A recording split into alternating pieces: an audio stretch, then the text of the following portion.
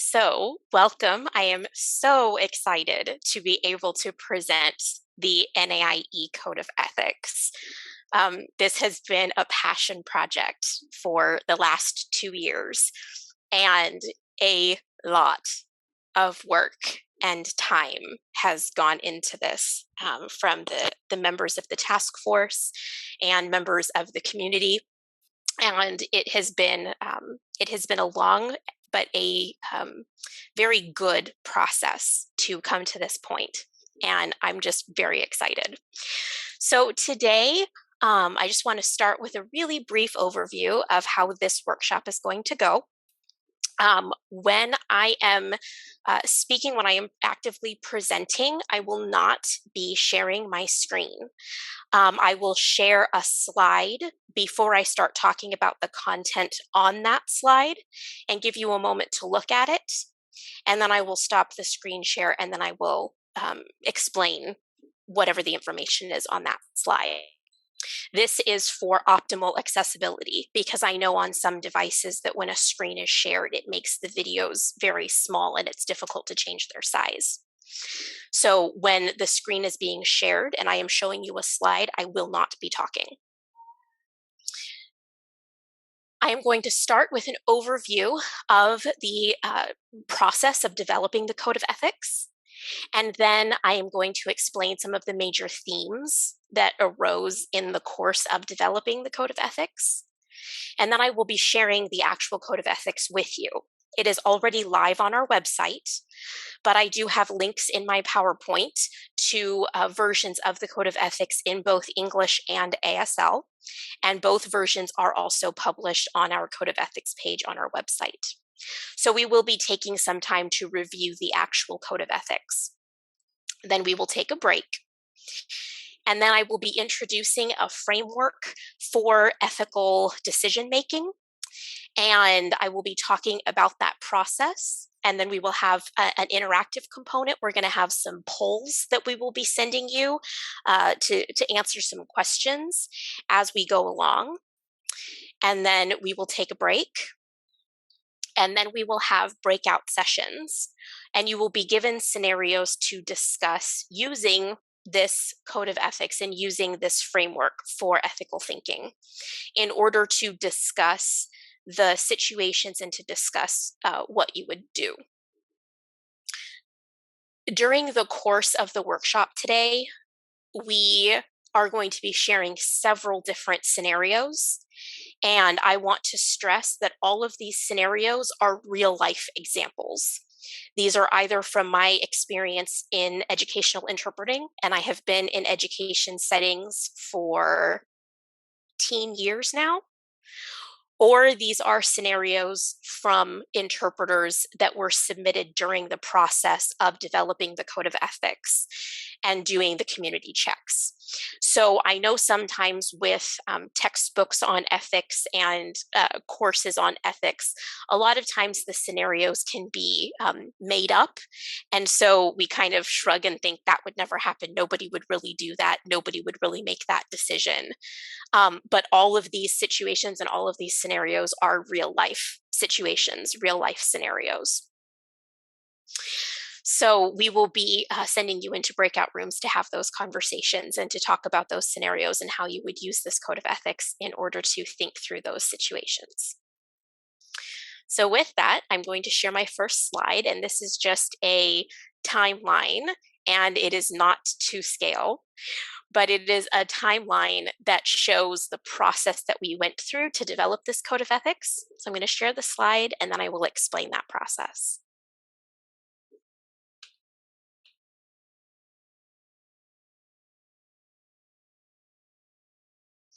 So as Zito mentioned, we had a task force. I chaired that task force, and there were 5 of us total involved. So there was myself, and we had Dr. Michael Ballard, who was our deaf consultant and an ethics expert.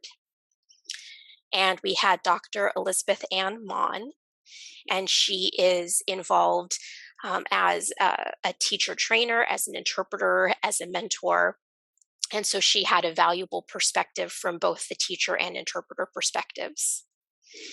We had Francis Beaurivage, and you all know who she is. And she was ensuring that um, the the um, creators and hosters of the EIPA at Boys Town were aware of and in line with everything that we were doing as we were developing this code of ethics. And then we had Barbara Woodhead, who is also an interpreter and very much involved with teachers of the deaf and training for teachers of the deaf. So we had a good variety of perspectives on the task force. And we started meeting in, I believe it was December or January of 2019 is when we first started meeting. And we met monthly. And the first thing that we did was pool all of the documents that we could find in our field that pertained to ethics, guidance for interpreters in K-12 settings, and also issues surrounding access, rights, deaf child rights. So we had the RID, Code of Professional Conduct. We had the NAIE, or not the NAIE, we had the EIPA guidelines that Brenda Schick developed. We had copies of codes of ethics from a variety of different countries and their interpreter groups. We had the Deaf Child Bill of Rights from the World Federation of the Deaf. We had articles on access in K-12 education, several of them from Dr. Holcomb's book on deaf perspectives on interpreting.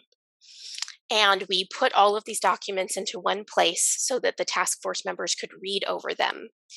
And then we started making a list of behaviors that we wanted to highlight and to encourage and to foster as a result of the code of ethics, and a list of behaviors that we wanted to discourage in the code of ethics, that we wanted it to be very clear that those were not ethical decisions.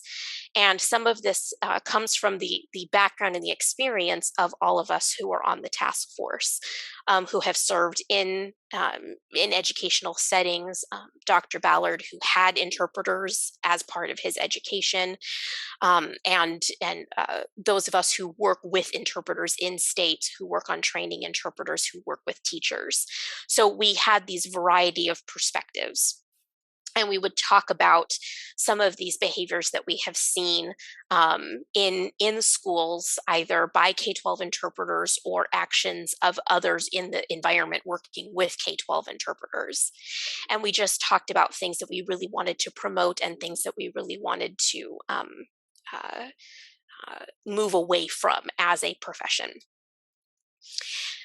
Then we drafted some tenets, and we started with quite a long list. We had quite a few, and moved some of them around. And we came up with illustrative behaviors for each of these tenets. And the resulting document was very text heavy. There was a lot of information. It was multiple pages. And that was the first draft that we had.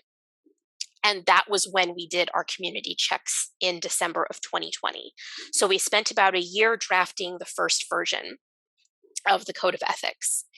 And then we had community checks groups. So this call for community checks was put out through NAIE's network. And we had several different groups. I think it was probably 7 or 8 different groups that met to review the draft document and to give feedback on the language of that document, and then also to talk about some different scenarios and to work through some scenarios and see how those tenets informed decision making of those scenarios. The community checks groups included one group that was just deaf community members, a group of experts that have been involved in the field of educational interpreting and training interpreters for many years. We had two groups, I believe, of parent stakeholders.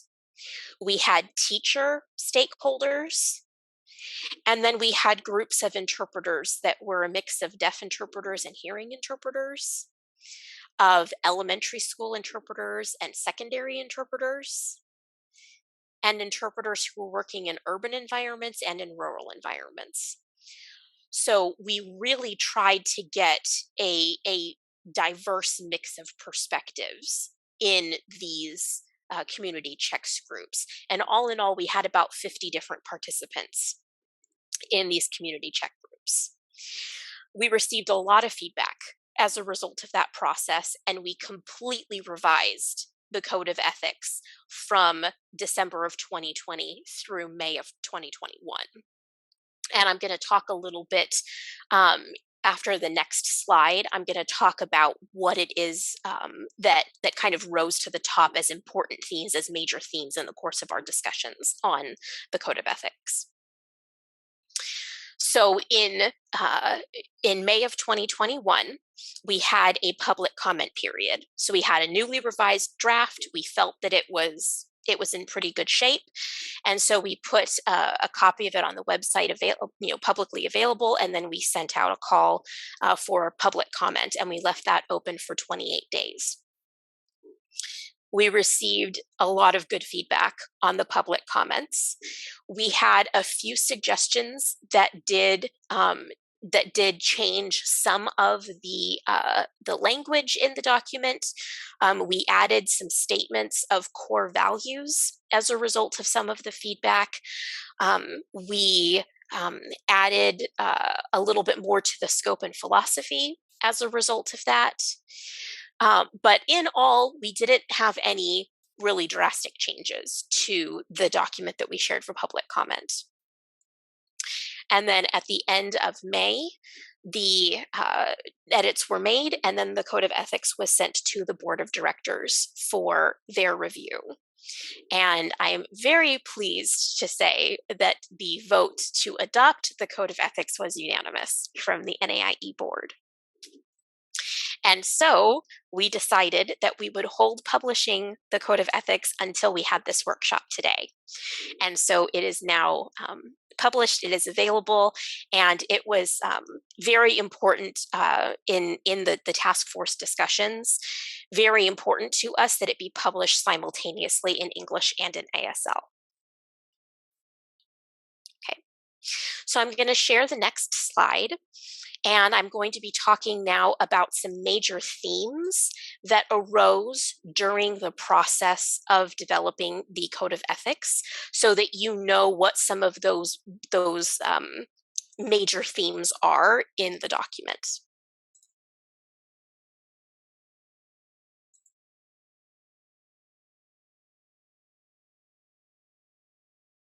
So the actual Code of Ethics document only has 7 tenets, but we have 5 major themes. So a couple of those tenets speak to more than one theme.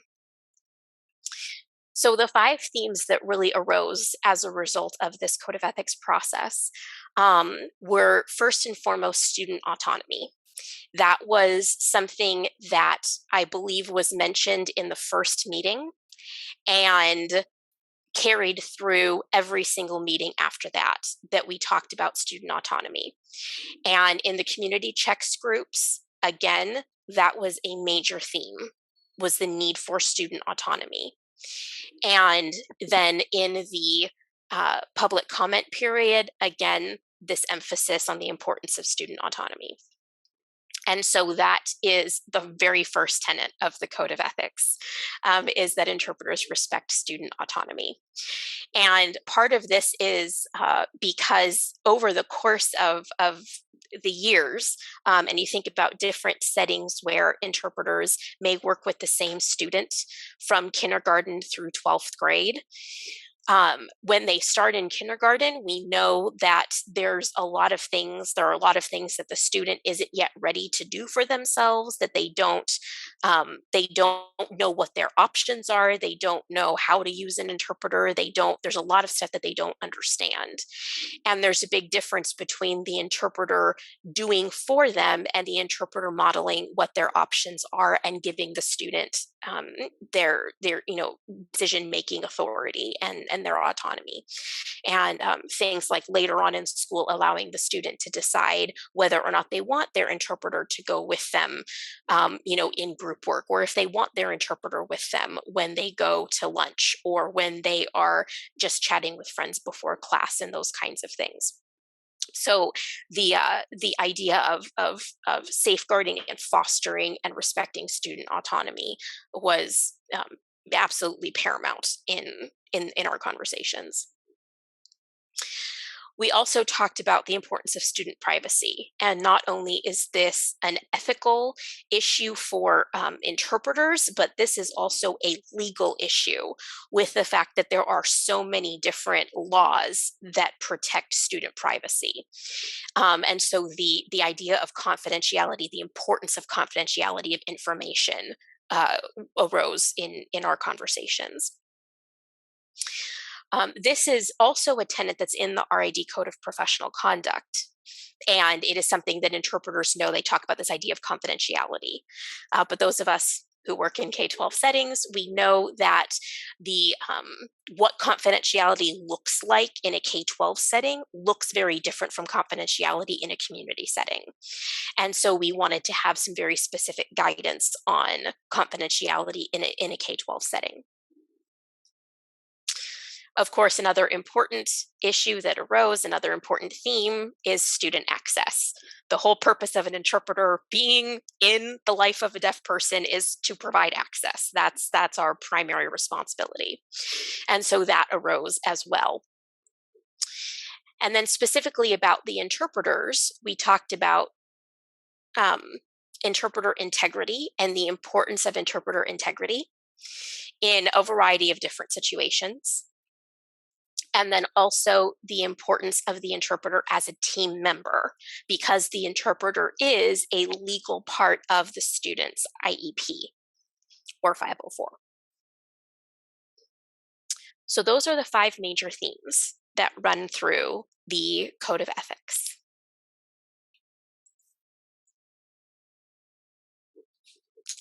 And now, without further ado, I give you the NAIE Code of Ethics